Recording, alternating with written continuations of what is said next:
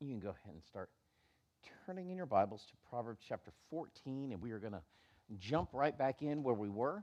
We finished up through 12 last time, and so we'll pick up with 13 today. Proverbs chapter 14, starting in verse 13, is where we'll pick up, and we'll get moving from there.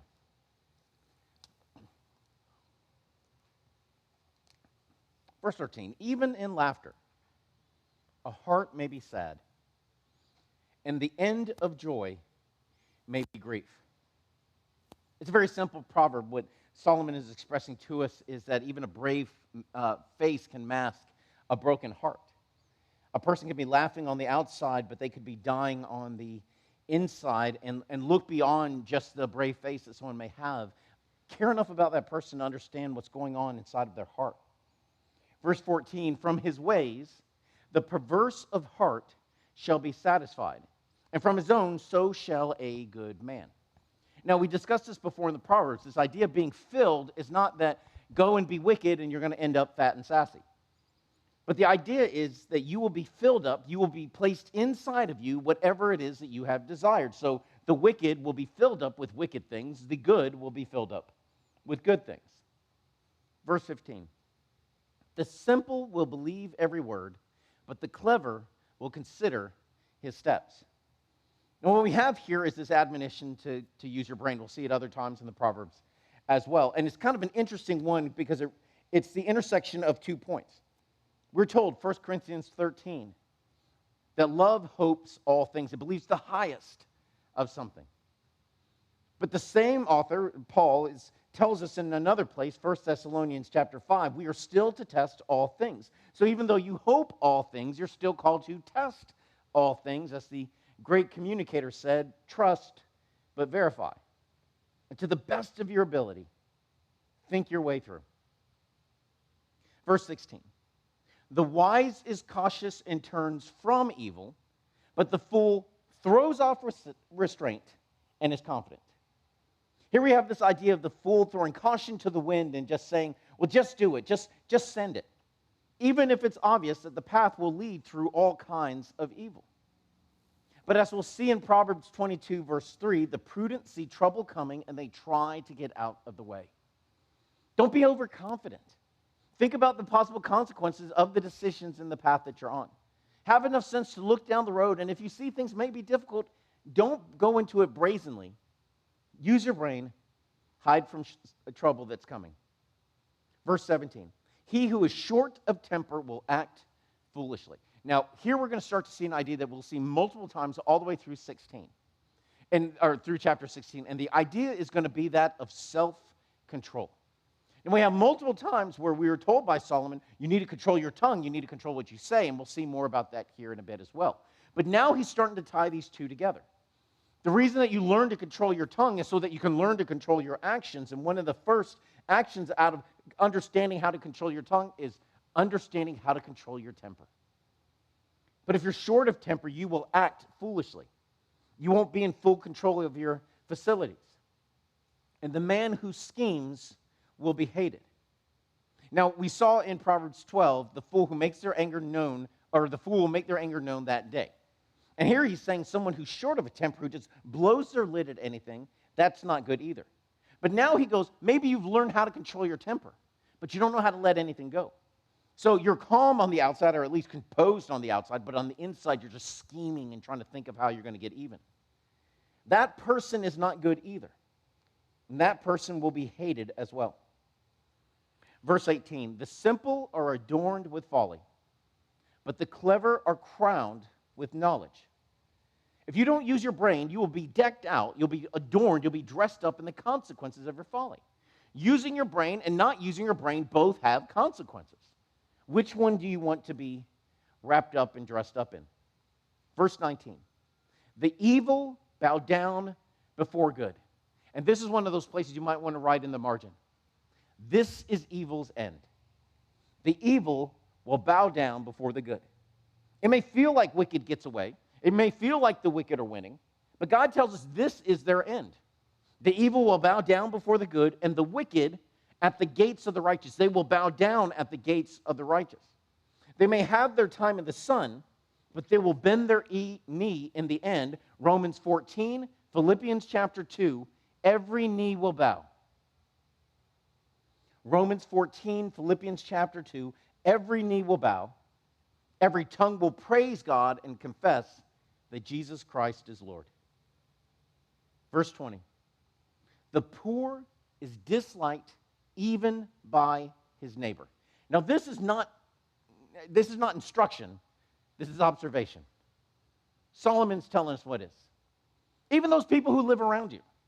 And if you're struggling, if you're in a lower economic position, and you're surrounded by people, they're going to be in the same economic position as you. And they disdain you. Other poor people who are your neighbors will look down upon you. You'll be disliked even by them. But everyone loves the rich, right? But the lovers of the rich are many. But this is something we have to guard our hearts about. This is the natural inclination of man. I will like you based on what I think you can do for me.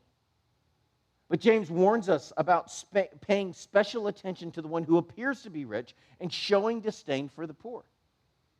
If we treat people like that, that's like treating them with differing weights. And what are differing weights to God? Proverbs 20, an abomination.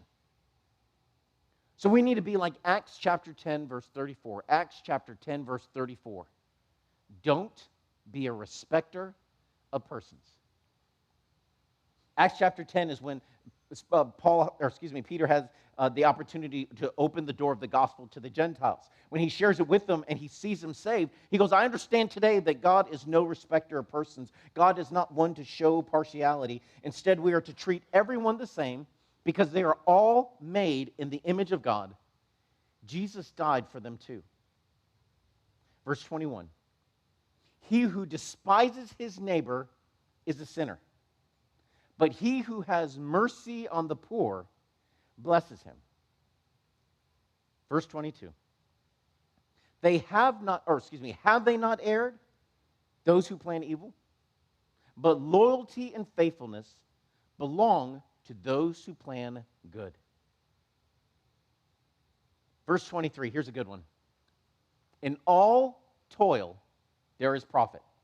Not in some toil, not in perfect toil, not in only the best toil. In all toil, in all work, there is profit in that work. But the talk of lips leads only to poverty. In all labor, in all of your efforts, there is good. And if something needs to be done, it's okay to start small, but start now. As long as you get your feet moving, you start the actions going, things will start happening. But beware the person who always talks about what they're going to do, but they never do anything at all. There's always some impediment. There's some reason. There's some excuse why I can't get started. Well, things aren't perfect yet, so I can't get going. Just start. Just get going. Just one foot in front of the other. Be a person of your word. And if you give your word, try your hardest to see it through. Because, again, it doesn't need perfect toil. In all toil, there is profit. And even if you can't do all of it right now, just start moving. And there is benefit to you and others. That's a great proverb. Verse 24, the crown of the wise is their wealth. The folly of fools is folly. The idea is that wise people will tend to make good decisions that will allow resources to accumulate. So it becomes a crown, not so much that they're showing it off, but it indicates that they have made wise decisions. So the crown of the wise is their resources, what it is that they've been able to gather to themselves. However, what do fools gather to themselves? More foolishness. So their folly is their folly. They gather more folly to themselves. Verse 25. He who saves lives is a witness of truth, and he who utters lies is a betrayer. Verse 26. In the fear of Yahweh, there is confidence of strength. Confidence of strength. And for his children, there will be refuge. Now, this is an Old Testament proverb about a New Testament principle. It's something that Paul will talk about in 1 Corinthians chapter 7, verse 14. 1 Corinthians chapter 7, verse 14. And the idea is this. If I have the fear of the Lord, my children will enjoy some of that spiritual protection that is extended over me. That spiritual umbrella that is over me as I have walk in the fear of the Lord will protect my kids as long as they are still under my care. Now, when they leave my home and they go out on their own, then that protection doesn't extend quite the same way. But as long as you are under my care, if I'm walking where I need to walk with the Lord, then they are protected by that protection as well. It's what we see in 1 Corinthians 7:14, where we're told that if an unbelieving spouse is willing to stay with a believing spouse, then that believing spouse should not divorce them, but stay there, because them walking with the Lord will sanctify their husband. It'll work to clean off the dirt, to wake them up to what's going on. And even more importantly, your children, even if they're not believers yet, even though they're unclean, it will make them holy. Doesn't mean it makes them saved. What it does, it sets them apart because you're walking the way that you should. They still have to make their own decisions regarding the Lord, but you provide protection over them. You will be a refuge to them. Verse 27, the fear of Yahweh is a fountain of life. Learning to walk and live your life with the Lord. It's like a fountain of life welling up within you. It'll add vitality to your days. It will turn you, right here, in order to turn from the snares of death. If you walk the way that you should with the Lord, He will keep you from so much trouble in your life. Verse 28, in the multitude of people is the glory of the king. But without a population, a prince is ruined. This one really hits you right to your heart. But it's very related to Proverbs 14:4 that we talked about, where you have no oxen, the manger is clean. Sure, you have no mess if you have no oxen, but you also have no work. You have none of their strength. And what is a prince if he doesn't have people? What is a leader if they don't have anyone who follows them? In the multitude of people is the glory of the king. But if you don't have people to serve, then who is the prince? Verse 29. He who is slow to anger. So again, we come back to the same idea of self-control. He who is slow to anger has great understanding. But the hasty of spirit, as soon as you get offended, you speak. As soon as that person cuts you off in traffic, you start yelling. That person exalts. They lift up folly. And we keep seeing these frequent encouragements for the worshiper of God to exert self-control. And there's a reason why it's one of the fruits of the Spirit, but guess which one it is? The last one. It's not the first one. It's the one you have to walk through everything else before you get to that one. That means you have to be totally filled up with the Spirit. He has to be overflowing in your life in order to have this, but it is so essential to you because there are blessings and qualities that come to you. And so we have this constant fight as we're learning to walk closer and closer to the Lord. And the idea starts here. It's not all about you. Why does everything make you mad? Because you get offended, because you take personal insult at it. So quit being so easily offended. Stop making your point of view the only one that matters. Don't ask yourself, how does this affect me? Don't ask, how does this inconvenience me? Is this what I prefer? Does it conform to my will? And I'm not preaching at you, but we all need this admonition. A wise man once said this: the measure of your walk with God is how quickly you lose your joy. The measure of your walk with God is how quickly you lose your joy. How fast does joy just leave your heart? Your joy is, you're so blessed, feeling so happy to be walking with Jesus. And one phone call from one person, one thing happens at work, one thing happens in traffic, and all of a sudden, no joy is in your life anymore. The measure of your walk with God is how quickly you lose your joy. Verse 30. A heart of tranquility is life to the flesh, but causes bones of passion to rot. Now, again, the LEB, trying to be very, very literal, is a little bit clunky to the English. The idea of this second half is the idea of passion that is talking about the passion that's causing your bones to rot. It's the idea of an insatiable lusting. Like you simply cannot get enough. You have this incredible jealousy of others, this envious heart that nothing can satisfy. And that's what's causing the bones to rot. The idea is not that the heart of tranquility causes the bones to rot, but rather there is a heart that's filled with peace. And that peace is like adding life to your flesh. It renews you, it refreshes you. You're not so upset. But if nothing ever satisfies you, then it makes even your bones rot out from your body. Verse 31. He who oppresses the poor insults him who made him, so the Creator. And he who has mercy on the poor honors the Creator.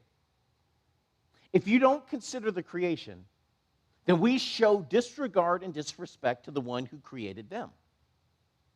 Solomon will tell us this in Proverbs 22:2. Proverbs 22:2. The rich and the poor have this in common. The Lord is the creator. He's the maker of them all. Verse 32. By his evil doing, the wicked will be overthrown, and the righteous will find refuge in his death. That's the death of the wicked. Verse 33. In the heart of him who has understanding, wisdom rests. But even in the midst of fools, it becomes known. Okay, it's a neat image. The way it talks about wisdom here is almost like wisdom's like a bird. And if you have understanding, that bird comes and it flies into your heart, and because you're not turbulent, it can find rest there. But then even in the midst of fools, where it can't find a purchase place anywhere, even they have to admit what wisdom is. They have to admit that one has wisdom. They have to admit that this idea is wisdom. Even though it can't find a resting place in them, even they have to admit that this is what wisdom is. Verse 34. Righteousness will exalt a nation, but sin is a reproach to a people. Verse 35. The favor of a king is for the servant who deals wisely, but his wrath will be on him who acts shamefully. Remember, this is a king writing these Proverbs. And he's telling you, you want the favor of the king? Then be wise. Deal wisely. Deal smartly, shrewdly. But if you act shamefully, then instead of favor, you will get the wrath of the king. Chapter 15. Here we come right back to the idea of controlling that tongue. And Solomon will keep coming back to it. Why? Because it's so easy to lose, but it is so important to our lives. A soft answer will turn away wrath, but a word of trouble will stir anger. In my Bible, by this verse, I have James 3:5. James 3:5. How great a force a little fire kindles. Your tongue is such a small member of your body, but it causes all kinds of trouble if you can't keep it under control. Yet if you learn how to have a soft answer, it doesn't mean that there's no answer. It means learn how to have a soft answer, a gentle answer. It will turn away wrath. We will see more of this as we go through this chapter. Verse 2. The tongue of the wise will dispense knowledge, but the mouth of fools will pour out folly. You don't get bad fruit from good trees. If you know somebody's a fool, if they make foolish decisions, then you know what they are. Stop getting their advice. Don't go to them just because they're going to tell you what it is that you want to hear. If you know someone's wise, listen to what they have to say. And weigh it carefully. Test all things, of course. But don't turn away from it just because you don't like it. Verse 3. In every place, the eyes of Yahweh keep watch over the evil and the good. In my Bible, next to this verse, I have this written. El-Roi. E-L space R-O-I. E-L space R-O-I. It's what we see in Genesis. Our God is the God who sees. El-Roi. He's the God who sees you. He sees what the evil are doing. He sees what the good are doing. And here, in this, it's not just meant to be reassuring. Solomon's telling us the truth. He sees you. So here's the follow-up question. Is what you're doing pleasing to him? And the sad reality is that many of us will do sins before God that we would never do before anybody else. We're too ashamed to do it in front of other people, but we'll do it all day long before the Lord. Don't be deceived and think that God doesn't see your sin. He sees. He desires to rejoice over you. So resist sin and glorify God. Verse 4. Verse 4 is connected to verse 1. It might be a good place for a double arrow, right? An arrow going up to verse 1 and coming down to verse 4. Before, it was the soft answer that turns away wrath. Now it's the gentleness of tongue is a tree of life. Whenever we see that idea of tree of life, we need to kind of pause and understand what it is that God is expressing to us. Because that tree of life is what we see in the beginning of the Bible, and it's what we see at the end. Remember, where that tree of life is, those 4 chapters, 2 in the front and 2 at the back, are the only chapters where we don't have sin. And this idea of what it is that you can do and you can cause with a gentleness of tongue, how it adds blessing to people's life. It makes their lives sometimes just easier to live. But perverseness, that causes a break in spirit. Stay away from the one with perverse words. Literally, it's words that are crooked or twisted. So it's not just somebody who's lewd or crass. I mean, it could definitely mean that as well. But it means someone who just never says what they mean and they don't mean what they say. Everything you have to figure it out. All their lines go and deviate off. Stay away from the person who only speaks negative words, those words that seek to castigate the goodness of God and try to crush your spirit. The Amplified Bible puts this verse this way: a soothing tongue. So it's a tongue that wants to heal. It wants to ease your heart. A soothing tongue, speaking words that build up and encourages a tree of life. But a perverse tongue, speaking words that overwhelm and depress, crushes the spirit. We are not to speak perverse words. We are called to speak gentle words, not brisk words, not sharp words.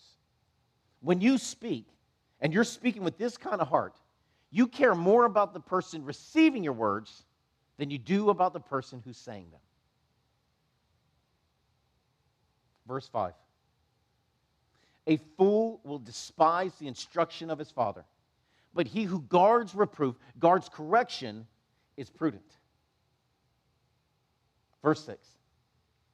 In the house of the righteous there is much treasure, but the income of the wicked brings trouble. This is a good one to just kind of sit there and ponder. Now, what's interesting in verse 6, it doesn't say there's much money. It doesn't even say that there's much wealth. It says that there's much treasure. The idea is the things that are within that home are so much more valuable than rubies and gold. All the things that are good are inside of this home. But even what the wicked can bring in their income, they constantly have to worry about it because you don't know when it's going to stop. If you're wicked and you're earning income, you have to wonder when you're going to be found out. So you have to hide it. You have to sneak it. You have to hope that other people don't know how you're making what it is that you are making. But in the house of the righteous, you don't have any of those worries. There's just peace and goodness and calm in your home. Verse 7.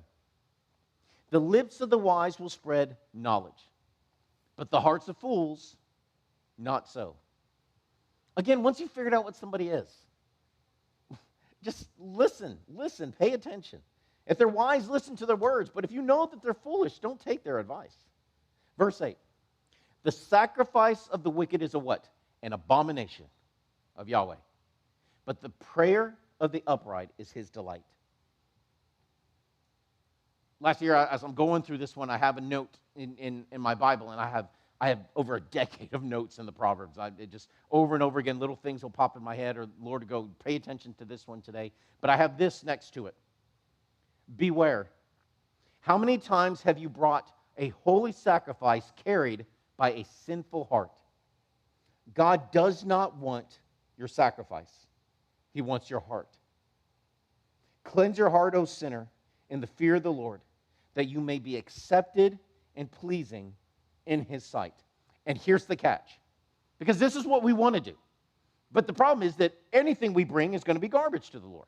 If we do it on our own, if it's by ourselves, is what Paul tells us. Even our highest holiness is what? Just filthy rags before the King. So we can only do this if Jesus is fully abiding in us.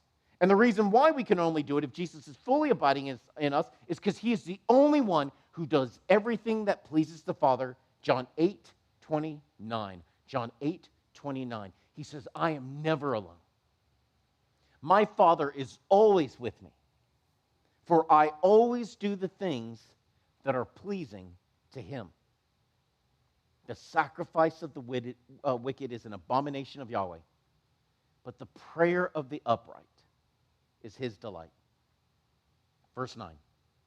An abomination. Every time you see that word, circle it, highlight it in red, put arrows next to it. Make sure that these do not define your life.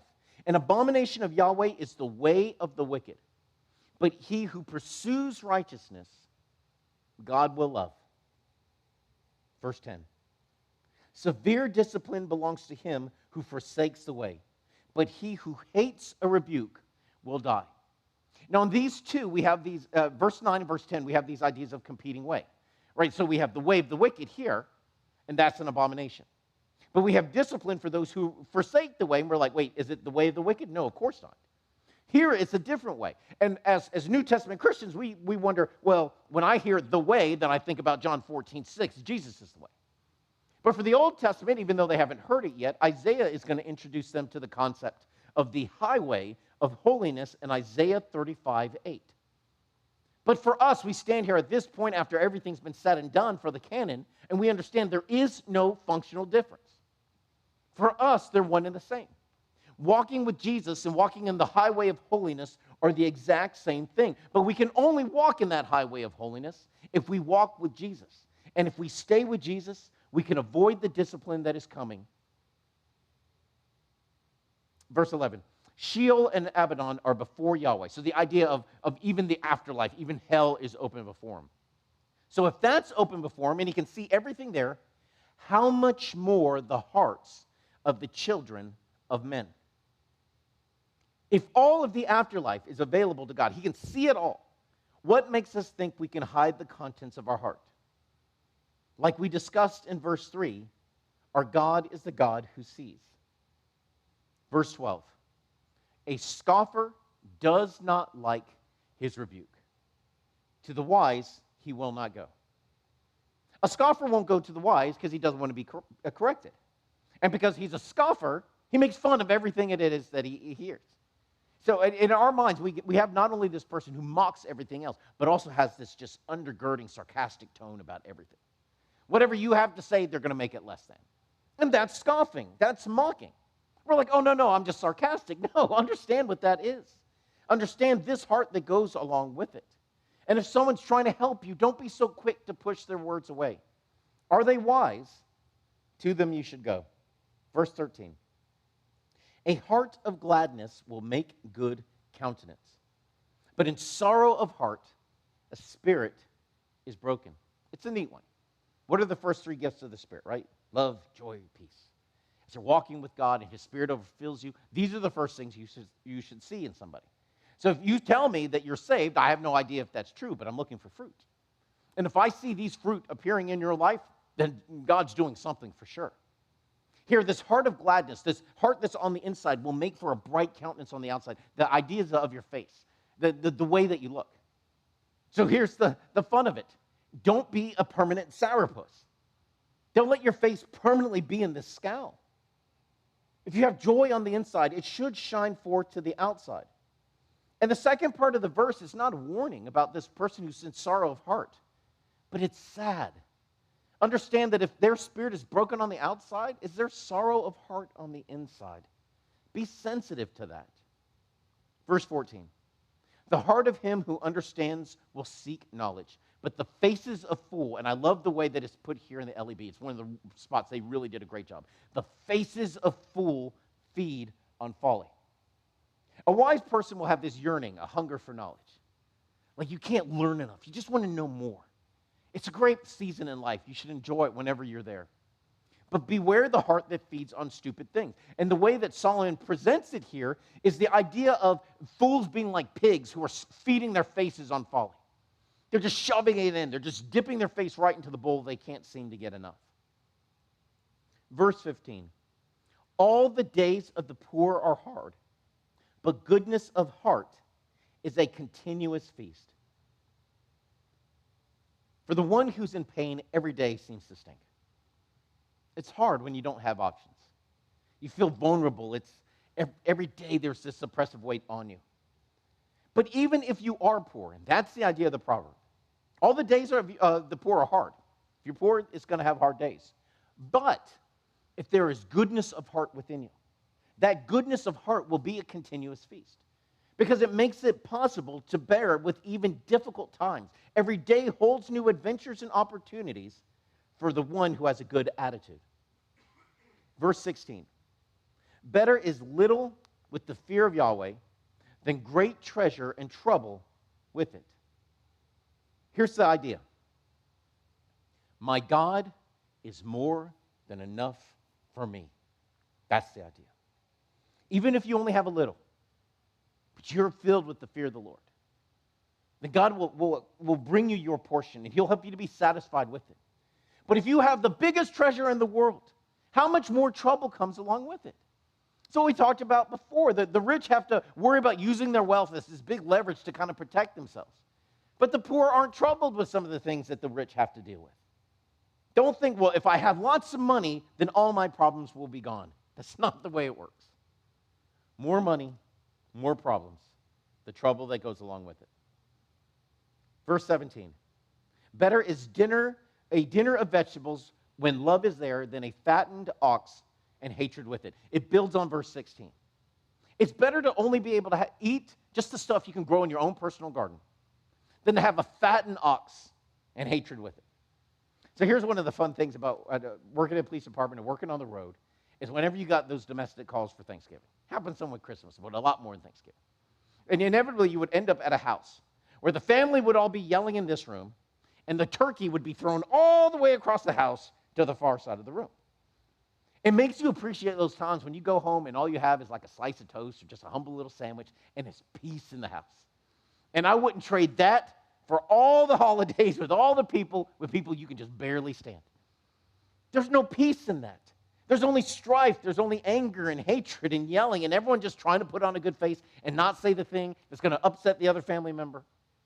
But if all you had was just a humble plate of food, and it's just you and your dogs and the peace of the house, that is the best meal of all. It is better to be humble, where Jesus, I can't hear, there's an interference, and where Jesus is king, than to feast with wickedness. Verse 18. A man who is hot-tempered, here we have it again, will stir up strife. But he who is slow to anger, he will calm contention. It's related to verse 1, that soft anger that pushes away wrath. It calms it. And the idea is almost like this water that's really sloshing back and forth. But someone who can come, who is slow to anger, stills it. And they still it by absorbing the energy that's coming off of it, but not reacting in kind. Verse 19, this is a good one. This is a really, really good one. The way of the lazy is like a hedge of thorns. The idea is someone going, oh no, this is a shortcut. This is going to save us all kinds of time. And they go off the road, and every thorn is against them, and every branch is against them, and it's hardest way down and hardest way up. It takes them twice as long. They get to the far side, and the whole time you've been on the path that looks like it's going to be longer, but you get there first. The way of the lazy is like a hedge of thorns. Everything works against you, but the path of the upright, it's a what? It's a highway. Man, you're just cruising on it. The lazy thinks they're taking a shortcut, but it's really the long cut. As my boys will tell you, is being lazy more work or less work? It is always more work. Verse 20. A child of wisdom will make a father glad, but a foolish person, he despises his mother. Verse 21. Folly is joy to him who lacks sense. It's hard for me to find a proper example for this, but it's somebody who just keeps doing the dumbest thing possible, but they seem to take such joy into it. And when you ask them, what are you doing? Are you even using their brain? They don't understand what you're talking about. Folly is joy to someone. Doing something foolish is joy to someone who doesn't use their brain. And a person of understanding, they will walk upright. It's like Proverbs 14:24. Folly to the fool is like riches to the wise. It's what the fool gathers to themselves. Verse 22. Plans go wrong when there is no counsel, but with many advisors, it will succeed. God did not mean for us to be alone. We don't have to do things on our own. Doesn't mean you don't have to think. Doesn't mean that you wait for a popularity contest to figure things out. But it means you don't have to be on your own. Seek out godly advisors, those who have wisdom. Test them. Test all things. Try the fruit. If it's good, then stay with it longer. But don't feel like you have to do it on your own. Seek godly wisdom from trustworthy counselors. And if they turn out not to have godly wisdom, they turn out not to be trustworthy counselors, then move on to somebody else. Find the people that you can trust. Verse 23. Joy belongs to a man with answers in his mouth and a word in its time. It's a beautiful phrase. How good it is. A word in its time, the idea is knowing what to say and when to say it. A word in its time, when the time is right. You do not need to blab whatever comes to your mind at that moment. Don't speak it when you're hot. Don't speak it when you're mad. Calm down. Soft answer. Gentle, soothing tongue. Doesn't mean you don't say hard things. Sometimes you have to say hard things. But you care about the heart that's receiving it. There is joy for a person who has answered in his mouth. He can't wait to tell you what it is that he knows. But a word in its time, that's where the real blessing is. It's a brilliant proverb. Verse 24. The path of life leads upward for him who has insight, in order to turn away from Sheol below. Again, we have this idea of a path. We keep seeing highways and ways of the wicked. Stay on the path where we're supposed to be. Be close to Jesus. He is the way for us, and he'll keep us away from death.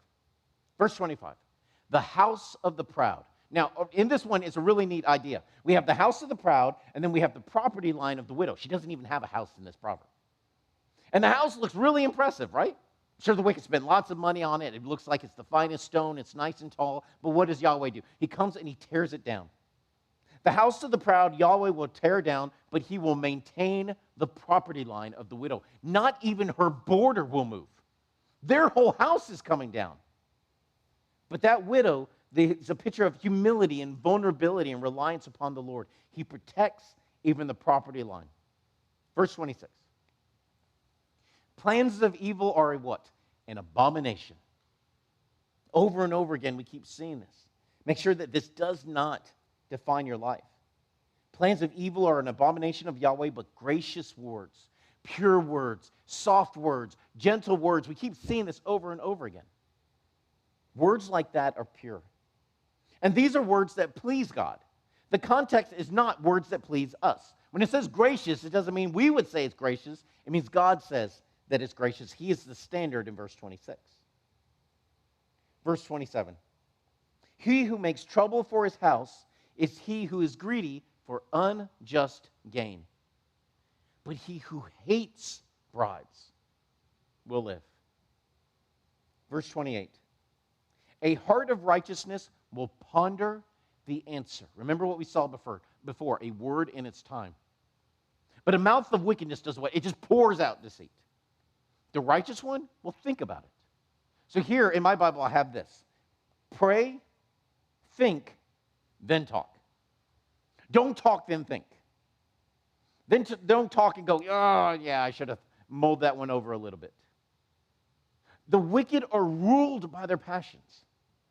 They don't stop to think about before they talk. They just constantly go at the mouth. It pours out of them. But we need to ponder what it is that we have to say. Verse 29. Yahweh is far from the wicked, but the prayers of the righteous he will hear. Now, this does not mean that God is unaware of prayers said by wicked people, because wicked people do pray a lot.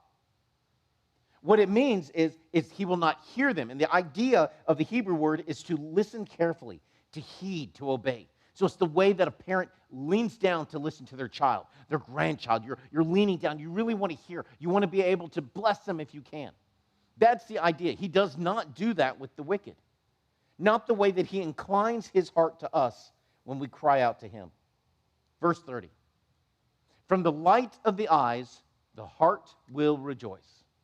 And good news will enliven the bones. It's what we saw before about having joy in your heart. It should come out on your countenance. Don't be a sourpuss. Don't have the permanent face of a bitter curmudgeon. Remember, there's a reason why the first three fruits of the Spirit are what they are. And what does your face say about the Savior you say you serve? Because if you constantly look like you're angry, how can you say that your God is good?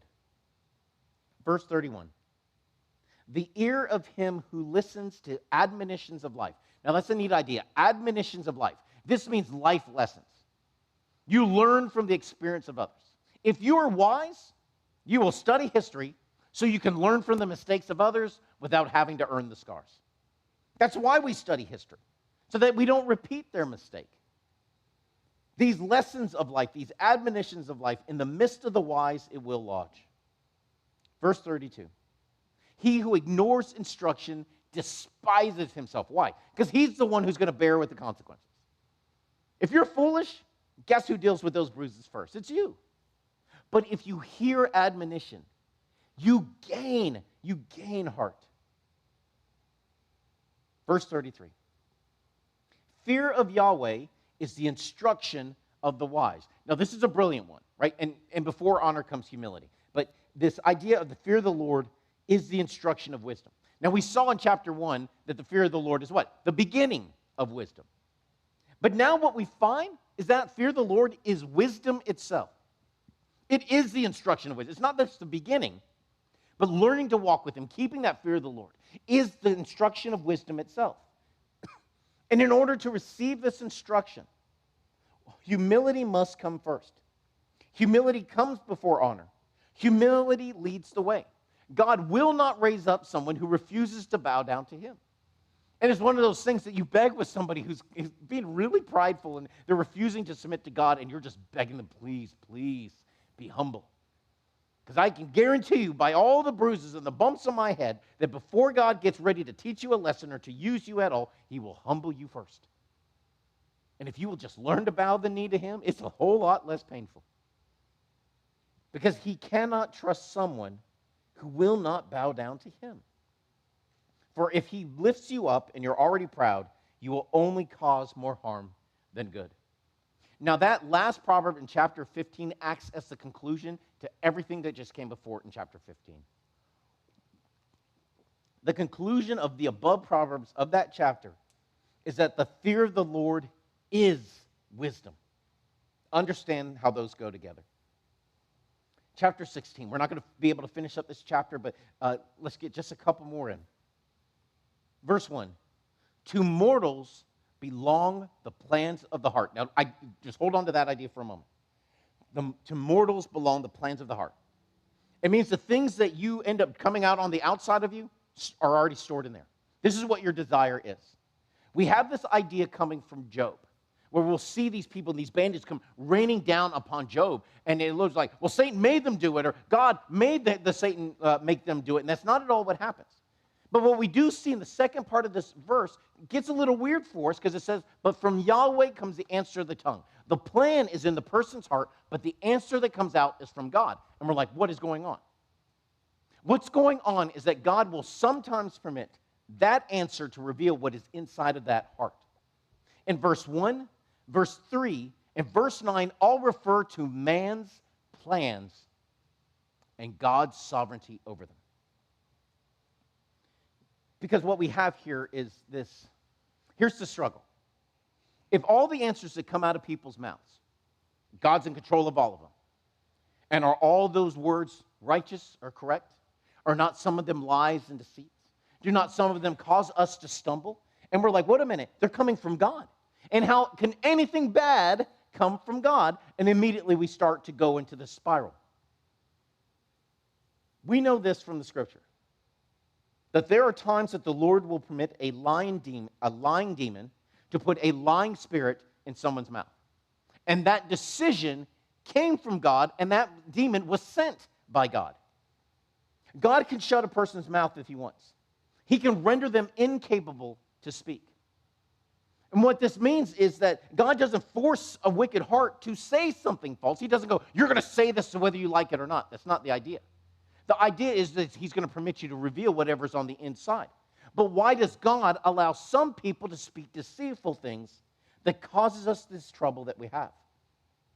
The connecting line between the two is Matthew 16 and 1 Kings 22. Matthew 16 is the confession of Peter. Jesus looks at the disciples and he says, who do you say that I am? And Peter says, you are the Christ. You're the Messiah. You're the Son of the living God. And Jesus tells him, you're the best, Peter. You're my best student. Not at all. He goes, flesh and blood did not reveal this to you, but my Father who is in heaven. Now, he told him flesh and blood didn't give it to you. So does that mean Peter had that answer inside of him? Not at all. But what did Peter have inside of him? A hunger for righteousness, a desire to follow Jesus. He loved him. He wanted to hear his words. He would follow him wherever he went.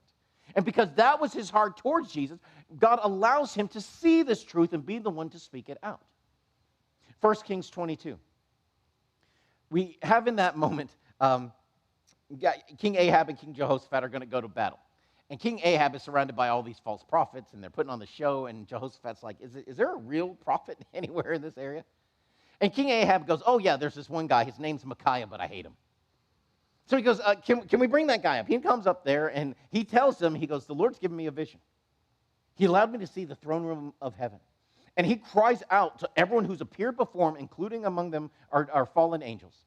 And he goes, who's going to go down and trip up the army so that Ahab will be killed? And one of the demons goes, ooh, I got a plan. God says, what's your plan? He goes, I'm going to go and put a lying spirit inside the mouths of his prophets. Does that mean he made them tell them what they didn't want to say? Not at all. They all were on the government payroll. You don't tell the king that his plans are bad. You tell the king his plans are good. He's going to be successful in everything that he does because that's how the checks keep rolling. So that was already inside of their heart. And what God permits them to do is speak on the outside what is on the inside in order to accomplish his goals. And that is to strike down the most wicked king of the north. We still struggle, though, if we're honest. I struggle. If God controls the tongue, then why do so many wicked things come out of so many mouths? Why do so many deceitful things, things that trip us up? Here, Deuteronomy 13:3 tells us the answer. Deuteronomy 13:3.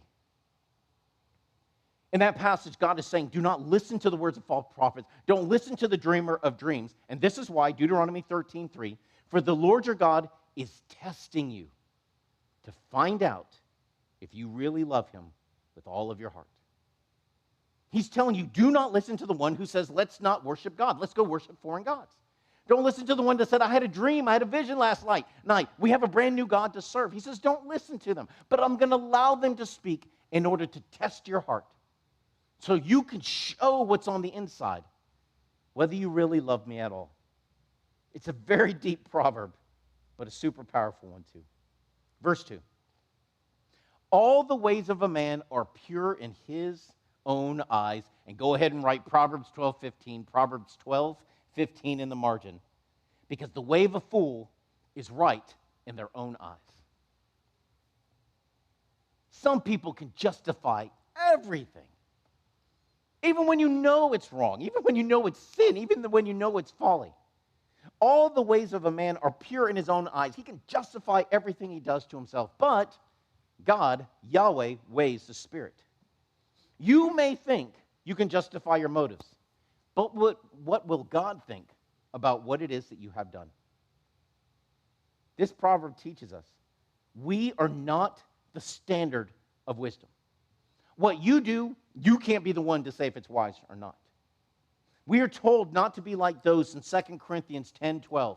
2 Corinthians 10:12. Those who measure themselves by themselves. They use themselves as the standard of what's smart and what's not. The New Living Translation puts it this way. I like it. They put a good spin on it. Paul's writing. It says, oh, don't worry. We wouldn't dare say that we're as wonderful as those other men who tell you how important they are.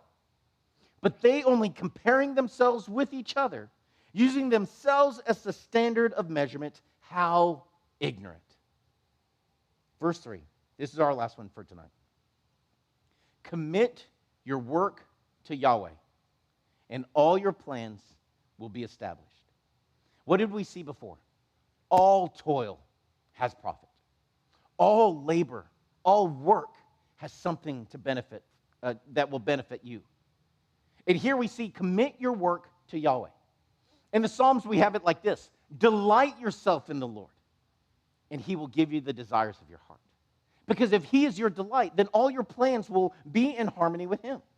Commit your work to Yahweh. Everything you do, do as unto the Lord. And if you do that, your plans will be established. Not because he gives you whatever you want, but because if you commit your way to God, then you will surrender your plans to him. Because that becomes your only standard of what's successful or not. If you live your life his way, then he will establish your plans to glorify him. The place of surrender is essential in this proverb. This proverb does not mean he will bless our plans the way that we want. Instead, God's will done God's way. He is still the king. Father, I love you.